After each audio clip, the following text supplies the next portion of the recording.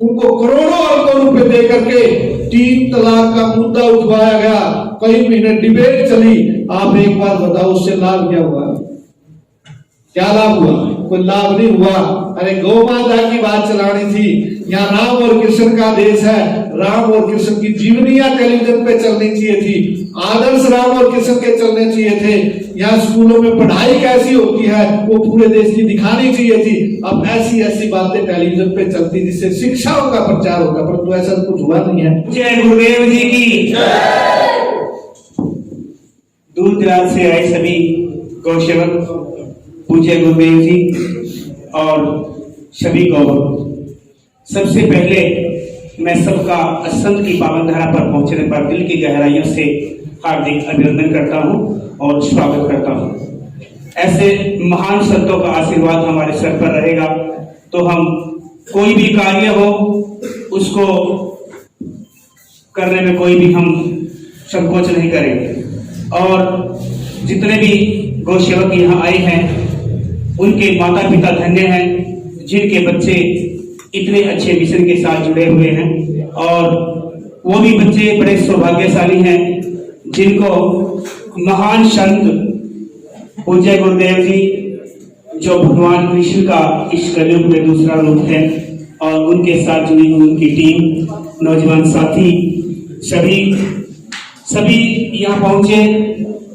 और मैं एक विशेष प्रकार से विनती करूंगा कि पूज्य गुरुदेव जी के मार्गदर्शन में, निर्देशन में आप कार्य करें। वह कार्य अवश्य सफल होगा, क्योंकि ये अपने लिए नहीं जीते, जन कल्याण के लिए जीते हैं, गौ माता के लिए जीते हैं।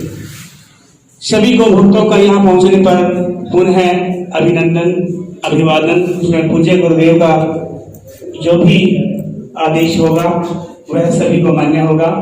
जय गौ माता की, जय श्री राम, जय भारत। जब मोदी जी 2014 से 2019 तक बने तो यही नारा चला था कि देश बचाना है, गौ हत्या बंद करनी है, तो अभी नहीं तो कभी नहीं। 19 के बाद 2023 आ गया, 24 का चुनाव आ गया है, अब फिर कह रहे हैं अभी नहीं तो कभी नहीं। जब अभी नहीं हुआ, आपकी लोकसभा और राज्यसभा में दोनों में बहुमत है, और मैंने तो कहा कि आपके बीच में गो हत्या बंद करना सबसे पहला कार्य होना चाहिए। 3 तलाक का मुद्दा, करोड़ों अरबों रुपए, ऐसे बड़े बड़े जो चैनल हैं उनको करोड़ों अरबों रुपए दे करके 3 तलाक का मुद्दा उठवाया गया, कई महीने डिबेट चली। आप एक बार बताओ उससे लाभ क्या हुआ? क्या लाभ हुआ? कोई एक लाभ आप में से यदि गिना दे कि 3 तलाक के मुद्दे से जो कानून बना उससे लाभ हुआ, तो कोई लाभ नहीं हुआ। अरे गौ माता की बात चलानी थी। यहाँ राम और कृष्ण का देश है, राम और कृष्ण की जीवनियां टेलीविजन पे चलनी चाहिए थी, आदर्श राम और कृष्ण के चलने चाहिए थे। यहाँ स्कूलों में पढ़ाई कैसी होती है वो पूरे देश की दिखानी चाहिए थी। अब ऐसी ऐसी बातें टेलीविजन पे चलती जिससे शिक्षाओं का प्रचार होता, परंतु ऐसा कुछ हुआ नहीं है। सिर्फ 3 तलाक कुछ भी नहीं होना था। और इसलिए मैं आप लोगों से निवेदन करता हूं कि हमें कमर कसनी पड़ेगी। तो इसलिए गो सांसद बना रहे हैं, मेरी जिम्मेदारी लगी है। हरियाणा में हर राज्य में एक गो दूत बनाया है जो इस काम को लेकर के चलेगा, इस काम को करेगा। तो मेरी जिम्मेदारी हरियाणा में लगी है, तो 10 सांसद हरियाणा में चुनने हैं। तो मैं घूम घूम करके बात कर रहा हूँ, भाई ऐसा साधु तपस्वी हो, ऐसा कोई गो भक्त तपस्वी हो जिसको हमें 10 लोकसभा सीटें हैं, 10 व्यक्तियों को खड़ा करेंगे। आपने जोर लगाना पूरा, ताकि सरकार को पता लगे कि भाई नहीं, वोट बढ़ भी सकती है, वोट टूट भी सकती है। तो इसलिए सांसद भी हम तोड़ भी सकते हैं, बढ़ा भी सकते हैं। तो इसलिए उसके लिए भी आपने कमर कसनी है।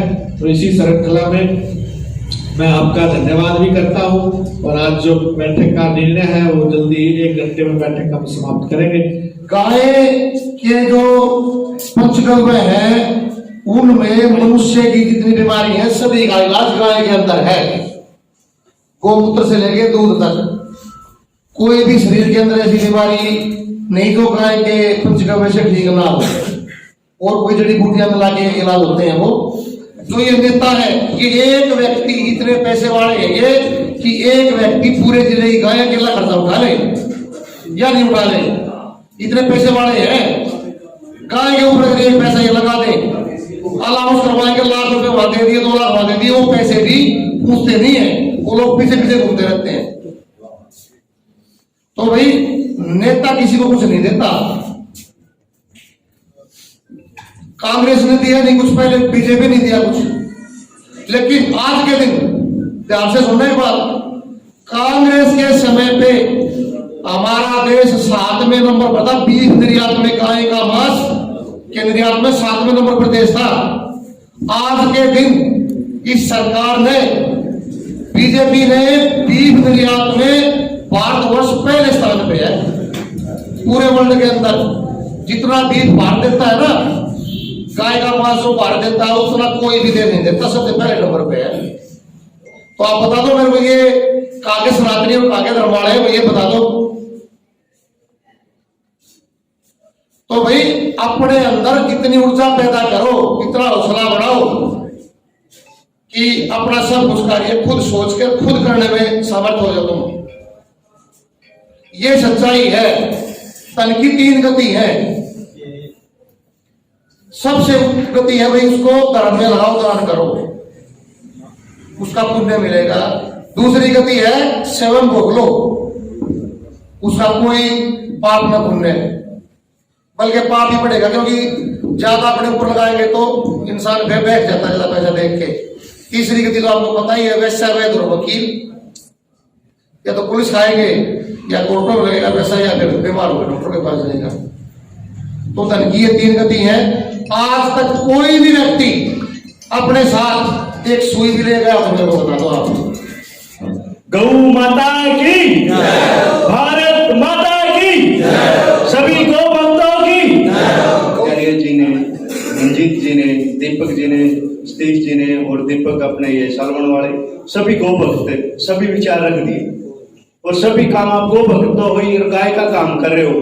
और मेवात मिशन जो चला हुआ है, बोली रजम गोली तो ज्यादा चाल लगा, और उसके लिए आप प्रयास करो भाई, जो गोरक्षा दल के साथी है, गो भक्त है, जो मेवात मिशन को उठाए हुए, उनकी तन मन धन से आप मदद करो। बोलिए भारत माता की, गौ माता की। मंच पर मंचासीन आचार्य जी, मंजीत जी जिलाध्यक्ष सोनीपत, दीपक चौहान जी जोन के अध्यक्ष, सतबीर मुनीम जी, संजय भट्ट जी और सामने बैठे हुए गौ भक्त साथियों, आप सबको मेरा प्रणाम और सादर वंदन।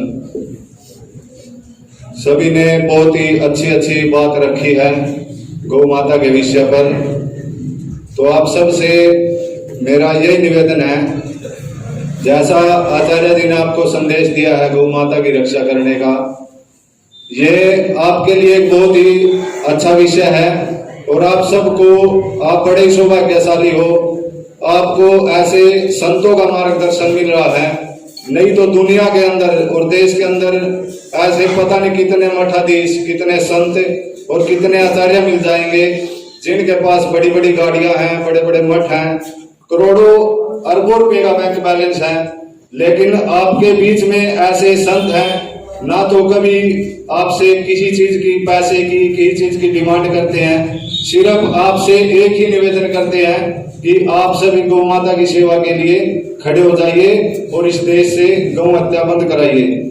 आचार्य योगेंद्र जी महाराज की अध्यक्षता में यहाँ पर जिला कार्यकारिणी गोरक्षा दल हरियाणा की टीम को यहाँ पर जो जिम्मेवारी दी गई है, तस्वीरों में फूल माला पहनाकर योगेंद्र जी महाराज को द्वारा दी गई है इनकी जिम्मेवारी, संत ब्लॉक की जिम्मेवारी दी गई है। वो जिम्मेवार चेहरे आपके सामने जो कि गोरक्षा के लिए दिन रात कार्य करते हैं।